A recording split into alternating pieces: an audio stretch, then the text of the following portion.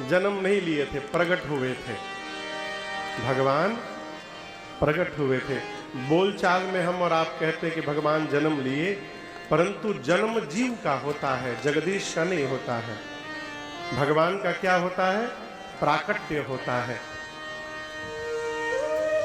यदि भगवान जन्म लेते ना तो गोस्वामी जी छंद लिखते, क्या? लिए जन्म कृपाला दीन दयाला कौशल्या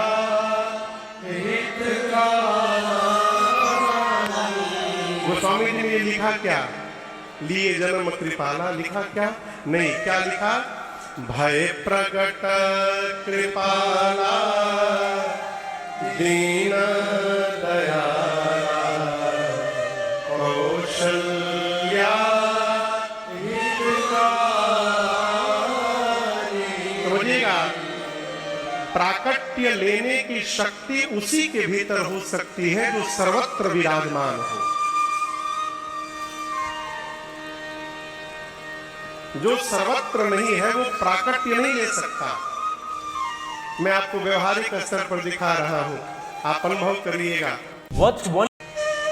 लुधियाना का तो मुझे नहीं पता, परंतु हमारे पूर्वांचल में आज भी बिना किसी सूचना के अचानक कोई घर में आ जाए ना, तो घर में लोग पूछते, अरे भाई साहब कहां से प्रकट हो गए आप? आपने सुना है कभी? बिना किसी इंफॉर्मेशन के, जिसके आने की कल्पना भी नहीं हो और वो आ जाए, कहते कहां से प्रकट हो गए? ये प्राकट्य है। भगवान प्रकट हो गए। कहां प्रकट हो गए? मां कौशल्या के कक्ष में प्रकट हो गए। पूज्यपाद गोस्वामी तुलसीदास जी कहते हैं, भगवान के आने के बाद श्री अवध में गृह गृह बाज बधाव शुभ। क्यों? क्योंकि प्रगटे सुषमा गंध। परिणाम हर्षवंत सब जहां तहां नगर नारी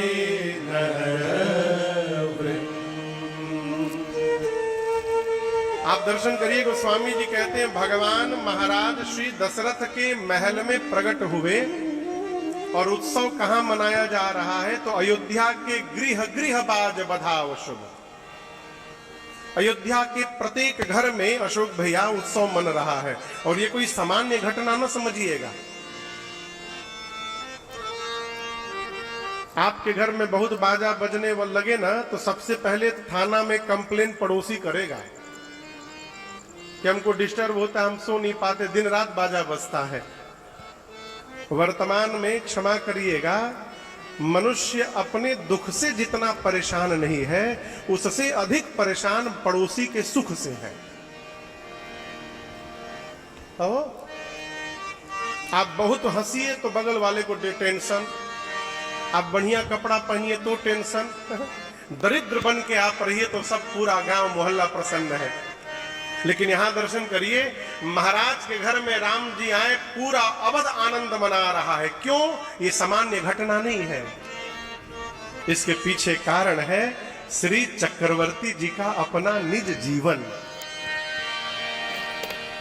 क्या आप इस बात की कल्पना कर सकते हैं कि किसी व्यक्ति के बुढ़ापे तक कोई बेटा नहीं हुआ और उसको बुढ़ापे में जाकर होश आए कि मेरे घर में बेटा नहीं है? ये संभव है क्या? कोई व्यक्ति वृद्ध हो जाए और उसको इस बात का ध्यान ही ना आवे कि घर में बेटा नहीं है? हो सकता है, लेकिन यहां हुआ। क्यों हुआ? इसका कारण है, इसका कारण ये है कि श्री दशरथ जी महाराज अपनी अयोध्या की प्रजा को ही अपनी संतान मान के व्यवहार करते थे। उनको कभी इस बात की कमी ही नहीं लगी कि मेरे घर में कोई बेटा नहीं है। पिता जिस प्रकार पुत्र के साथ रहता है, महाराज उसी प्रकार प्रजा के साथ रहते थे। और ये व्यवहार कारण है कि आज महाराज के घर के उत्सव को अयोध्या वासियों ने अपने घर का उत्सव मान लिया है और प्रत्येक घर में बधाई गाई जा रही है। ये जीवन जीने का ढंग है। अपने लिए तो पशु भी जी लेता है हो, है भैया। एक साधक हुए पूज्य पथिक जी महाराज, उनका एक पद है, कहते हैं यूं भरने को तो दुनिया में पशु भी पेट भरते हैं, यूं भरने को तो दुनिया में पशु भी पेट भरते हैं। जो बंदा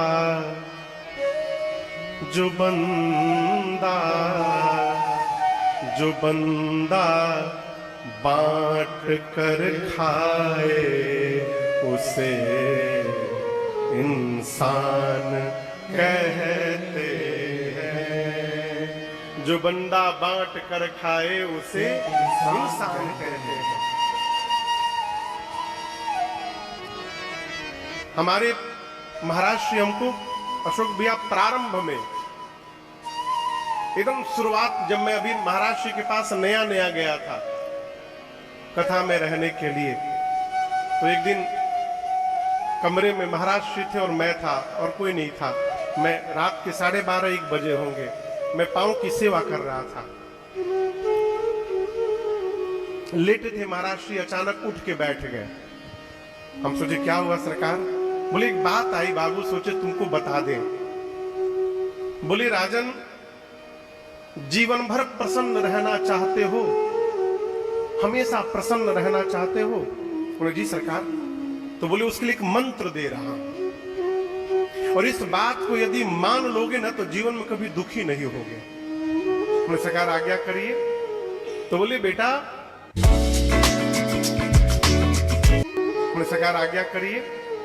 तो बोले बेटा, आगे चलकर भगवत कृपा हुई तो तुम फैक्ट्री चलाते थे, बिजनेस व्यापार छोड़ के भगवत कथा के शरण में आ गए, ये कृपा का परिणाम है बेटा। आगे चलकर और कृपा होगी तुम्हारे ऊपर। लेकिन जीवन में कुछ भी प्राप्त हो ना, तो ये मान के रखना कि उसमें तुम्हारे पूरे परिवार का अधिकार है, अब तुमको पूरे परिवार के लिए करना है। भाई हो, भतीजा हो, भांजा हो, चाचा हो, रिश्तेदार हो, सबके लिए करना है तुमको, बिना बोले करना है। अब तुम्हारे लिए केवल तुमको करना है। आप समझ रहे हैं? आपको पूरे परिवार के लिए जीना है और आपके लिए केवल आपको जीना है। यदि आपने आशा लगा दिया कि मैंने उनके लिए किया, उनको भी मेरे लिए करना चाहिए, उसी दिन दुखी हो जाइएगा। ये जो आशा लगाइएगा ना, ये आशा ही निराशा दे देगी हो और आप दुखी हो जाइएगा। आप अपनी ओर से करते रहिए।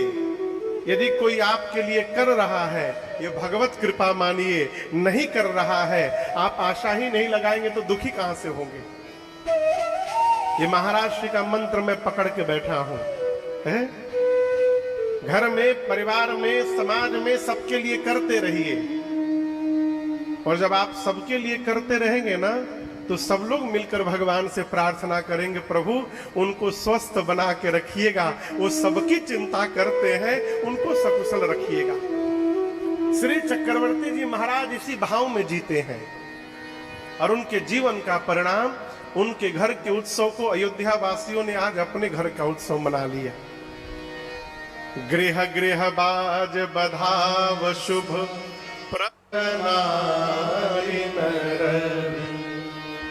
पूरे घर में, प्रदेश में, साम्राज्य में, विश्व में, त्रिलोक में आनंद महोत्सव चल रहा है।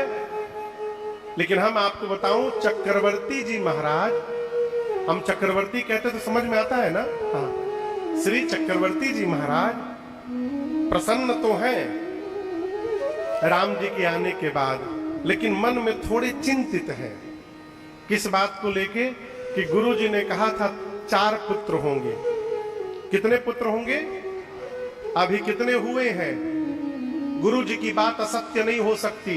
4 कहा है गुरु जी, तो एक ही आया है बड़का, बाकी के 3 क्यों नहीं आ रहे हैं? अभी महाराज चिंतन कर ही रहे थे, तब तक एक दासी ने आकर कहा, महाराज बधाई हो आपको। बोले किस बात की बधाई? दासी ने कहा, कैकेयी सुता सुमित्रा दो, कैकेयी सुता सुमित्रा दो, सुंदर सुत जनमत भय हो, सुंदर सुत जनमत भय हो, वह सुख संपत्ति समय समाजा, वह सुख संपत्ति समय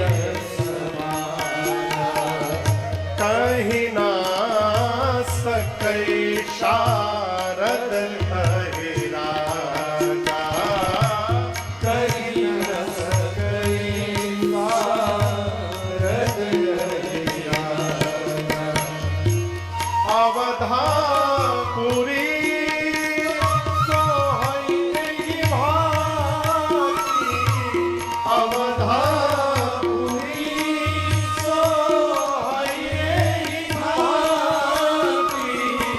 प्रभु ही मिलन आए गए,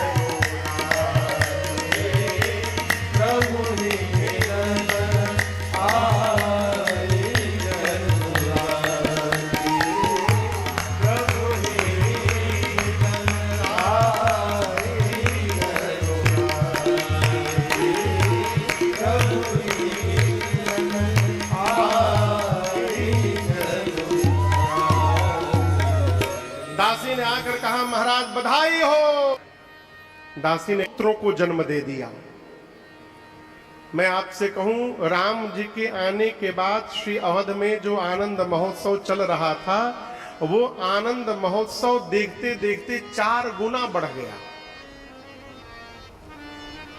गोस्वामी जी कहते हैं, भगवान के आने के बाद, चारों भाइयों के आने के बाद